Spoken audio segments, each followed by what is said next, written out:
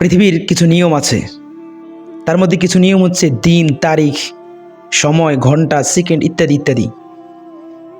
যেমন আপনার অফিসের কিছু নিয়ম আছে, কিছু ছুটির নিয়ম আছে। মানে পৃথিবীর অনেক নিয়মের মধ্যে কিছু নিয়ম হচ্ছে দিন, ঘন্টা, তারিখ, সময়, মাস, সপ্তাহ, দিন।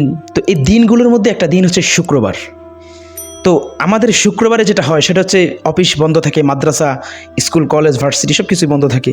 তো এই দিনটা নিয়ে আমাদের প্রত্যেকটা মানুষেরই নানান প্ল্যান, নানান আগে থেকে চিন্তা ভাবনা থাকে।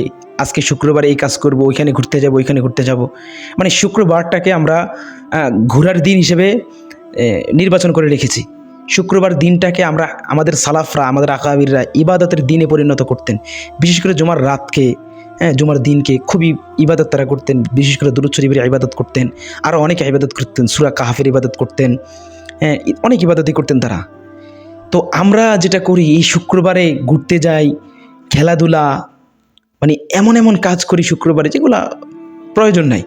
যেমন ধরুন আপনার হচ্ছে শুক্রবারে আমরা খেলা রাখি, ঘুরতে যাই, এরপরে হচ্ছে আপনার আড্ডা দেওয়া, গুনাহের কাজের নির্ধারণ করা। বিশেষ করে যারা ফ্রি মিক্সিনে আছে, হারাম রিলেশন, হারাম সম্পর্কে আছে, তারা এই দিনটা দেখা করার জন্য নির্বাচন করে থাকে। কিন্তু আপনি কি জানেন শুক্রবার এমন একটি দিন যেদিন কিছু কিছু দুর্বল হাদিসের মধ্যে আছে যে শুক্রবারটা হচ্ছে গরিবের হজের দিন। এটার দলিল অত শক্ত না, তারপরেও মানুষের মুখে আছে। যাই হোক, শুক্রবার দিনটা খুবই গুরুত্বপূর্ণ একজন মুমিনের জন্য। আজকে আমি আপনাদের সামনে একটি গুরুত্বপূর্ণ হাদিস শেয়ার করবো ইনশাল্লাহ। তো আমাদের সমাজে বর্তমানে আমরা যেভাবে জুমা আদায় করি, পূর্ব সময় কিন্তু এইভাবে জুমা আদায় করা হতো না। যেমন আমি যদি সহজ ভাষায় বলি, যেমন আমাদের সমাজে বর্তমানে কি হয়েছে, প্রত্যেকটা পাড়ায় পাড়ায় এক একটা জামে মসজিদ আছে, অর্থাৎ জুমার মসজিদ আছে। প্রত্যেকটা গ্রামে গ্রামে, প্রত্যেকটা জায়গায় এক একটা জুমার মসজিদ আছে। একটু 19 থেকে 20 হলে আমরা মসজিদ আলাদা করে তৈরি করে ফেলি, টাকা আছে। হেড শব্দের অর্থটা কি কখনো আপনি চিন্তা করে দেখেছেন? না, করেননি। জুমাটা হচ্ছে জমা থেকে এসেছে। জমা মানে হচ্ছে একত্রিত হওয়া। শুক্রবার হচ্ছে ওই দিন যেদিন সমস্ত মুসলমানরা একত্রিত হবে, একে অপরের হাল অবস্থা ইত্যাদি ইত্যাদি জানবে। জুমার দিন হচ্ছে ঐক্যবদ্ধ হওয়ার দিন। নিয়ম তো হওয়াটা ছিল এমন যে প্রত্যেকটা ইউনিয়নে বা 2-4-5-10টা মহল্লার ভিতর একটা মসজিদ হবে, অথবা থানা কেন্দ্রিক একটা মসজিদ হওয়া উচিত ছিল। এটাই কিন্তু শরীয়তের মাসালা। এবং বিভিন্ন কিতাবে ওলামায়ে কেরাম লিখেছেন যে আগে মানুষ শুক্রবারে সকাল সকাল নামাজের জন্য বেরিয়ে যেতেন। এক জায়গায় নামাজ হতো, সমস্ত মুসলমান এক জায়গায় ঐক্যবদ্ধ হতো। কিন্তু এখন আমাদের পাড়ায় অনেকগুলো মসজিদ হওয়ার কারণে অনেকগুলা সমস্যার সম্মুখীন হতে হয় আমাদেরকে। যেমন আমি সমস্যাগুলো বলি। কিছু কিছু মুসল্লি আছে, এরা কিন্তু শুক্রবারের আইসা দেখা যায় শেষ বৈঠকে সালাম ফিরানোর আগে এসে নামাজ ধরে। এই এসে এক দল। তো এদের কাছে শুক্রবারটা কোনো গুরুত্ব নাই, মানে নামাজ পড়লে পড়লো, না পড়লে না। আরেক দল হচ্ছে এরা শুধু শুক্রবারের নামাজটাই পড়ে, সপ্তাহে আর কোনো নামাজ এরা আদায় করে না। আর এরা এতটুকু করেই নিজেদেরকে অনেক ধন্য মনে করে, মানে অনেক কিছু মনে করে। তারা মনে করে যে তারা বিশ্ব জয় করে ফেলেছে। না, নিজেদেরকে নামাজি মনে করে যে নিজেদের ঈমান খুব মজবুত। কিছু কিছু হাদিসের মধ্যে আল্লাহ রাসূল বলেছেন, বিনা কারণে নামাজ ছাড়লে তার ঈমান থাকে না। নাউজুবিল্লাহ। এটাগুলো আরেকটা। কিছু মানুষ আছে এরা শুধু শুক্রবারে 2 রাকাত নামাজ পড়ে, খুবই দুঃখজনক বিষয়। আরও কিছু মানুষ আছে এরা শুক্রবারে খুতবাটা পর্যন্ত শোনার তৌফিক হয় না। চিন্তা করে দেখছেন কি এক অবস্থা? খুতবাও শুনতে পারে না। এমনও হয়, আমি দেখেছি যে খুতবা অবস্থায় মানে কোনো গুরুত্ব নাই, আইতেছে খুতবা শুনতেছে, খুতবা চলতেছে, কেউ ফোন টিপতেছে, কেউ মানে যে যার মতো। এটা নিজের বাসা বাড়ি পার্কের মতো হয়ে গেছে মসজিদগুলো এখন।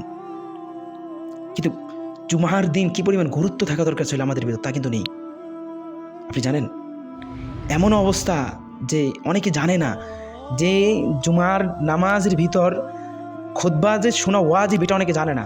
জুমার নামাজের অনেক সওয়াব যে খুতবার ভিতর জড়িয়ে আছে, এটাও কিন্তু অনেকে জানে না। খুতবাটা যে নামাজের অংশ, এটাও কিন্তু অনেকে জানে না। খুতবা শোনার সময় কথাবার্তা বলে, কোনো মনোযোগ নাই। ইমাম খুতবা দিচ্ছেন, মানে যে কী বলতেছে কিছুই শোনা। বাঙালি তো এমনি খুতবা বুঝে না, তারপরেও যে একটু মনোযোগ দিয়ে শোনা, সেটাও নাই। আজকে আমি এখন আপনাদের সামনে একটা হাদিস বলবো, যে হাদিসের উপর আমল করলে আপনি মসজিদে যাওয়ার প্রতিটা কদমে কদমে 1 বছর নফল নামাজ এবং 1 বছর নফল রোজার সওয়াব পাবেন। সুবহানাল্লাহ। হাদিসটি আবু দাউদের বর্ণিত হয়, 345 নম্বর হাদিস। আউস ইবনে আউস সাকাফি রাদিয়াল্লাহু আনহু বলেন যে আমি রাসূল সাল্লাল্লাহু আলাইহি সাল্লামকে বলতে শুনেছি, যে ব্যক্তি শুক্রবারে উত্তম রূপে গোসল করবে, হ্যাঁ, এবং তাড়াতাড়ি সকাল সকাল, হাদিস আসছে সকাল সকাল মসজিদে যাবে। কেন? কারণ ওই সময় মসজিদ ছিল একটা কি দুইটা, খুব কম মসজিদ ছিল, বা অনেক বড় মহল্লা মিলিয়ে, অনেক বড় জায়গা মিলিয়ে, অনেক বড় গ্রাম বা অনেক বড় থানা মিলিয়ে একটা মসজিদ হতো। এই জন্য মানে সকাল সকালেই নামাজ আদায় করতে চলে যেত, সবাই সবার হালাকি জানতো। তো সকাল সকাল না যেতে পারি, আগে আগে মসজিদে যাবে, আমরা হাদিসের অর্থ যেটা ধরতে পারি, আগে আগে মসজিদে যাবে। এবং মসজিদে যাওয়ার জন্য আমরা যেটা করি, বাইক ব্যবহার করি। বাইক, যার বাইক আছে সে বাইকে করে যায়, যার গাড়ি আছে সে গাড়িতে করে জুমার নামাজ পড়তে চায়। কত বলদ তারা! রাসূল বলতেছেন যে পায়ে হেঁটে যাবে, কোনো বাহন ব্যবহার করবে না, পায়ে হেঁটে যাবে, কোনো বাহন ব্যবহার করবে না, উত্তমরূপে গোসল করবে, পায়ে হেঁটে মসজিদে যাবে, তাড়াতাড়ি মসজিদে যাবে, কোনো অনর্থক কথা বলবে না। আমরা যেটা করি মসজিদে গিয়ে এখন ফোন টিভি, এটা হচ্ছে সবচেয়ে বড় সমস্যাগুলোর মধ্যে একটা। মসজিদে গিয়ে ফোন টিপি, এটা কোন ধরনের আদব? অথচ মসজিদে দুনিয়াবি কথা বলাটা হচ্ছে কিয়ামতের একটা আলামত। আমরা মসজিদে অনর্গল, আলেম নাই, হাফেজ নাই, সাধারণ মানুষ নাই, সবাই ফোন টিপি। মসজিদে গিয়ে অনর্থক কথা বলবে না, এবং ইমামের কাছাকাছি বসার চেষ্টা করবে, এবং মনোযোগ সহকারে খুতবা শুনবে। যে ব্যক্তি এই কয়েকটা কাজ করতে পারবে, উত্তমরূপে গোসল, তাড়াতাড়ি মসজিদে যাওয়া, পায়ে হেঁটে মসজিদে যাওয়া, ইমামের কাছাকাছি বসা, হ্যাঁ, অনর্থক কথা না বলা, এবং মনোযোগ সহকারে খুতবা শোনা, তাহলে ওই ব্যক্তি পায়ে হেঁটে মসজিদে যেতে যে কটা কদম ফেলবে, প্রতিটা কদমে 1 বছর নফল নামাজ ও 1 বছর নফল রোজার সোয়াব আল্লাহ সুবহানাহু ওয়া তাআলা দান করবে। কিন্তু এই হাদিস শোনার পরেও আমাদের ভিতরে কোনো ফিলিংস কাজ করবে না, কারণ আমরা তো ইসলাম জিলাপির মতো পাইছি। বাবাতেন দাদা, দাদাতেন বাবা, বাবাতেন আমি, এভাবেই আইসি আমাদের কাছে। এগুলোর গুরুত্ব আমাদের কাছে নাই। জুমার দিনটাকে আমলিয়াতের দিন হিসেবে গ্রহণ করুন, জুমার দিনটাকে আরও গুরুত্ব দিন, জুমার দিনটাকে নিজের আখিরাত সাজানোর জন্য গ্রহণ করুন। জুমার দিনে আল্লাহর সাথে ভালো একটা সম্পর্ক তৈরি করার তৌফিক দান করুন। আল্লাহ সুবহানাহু ওয়া তাআলা আমাদেরকে এই হাদিসের উপর আমল করার তৌফিক দান করুন। আমিন।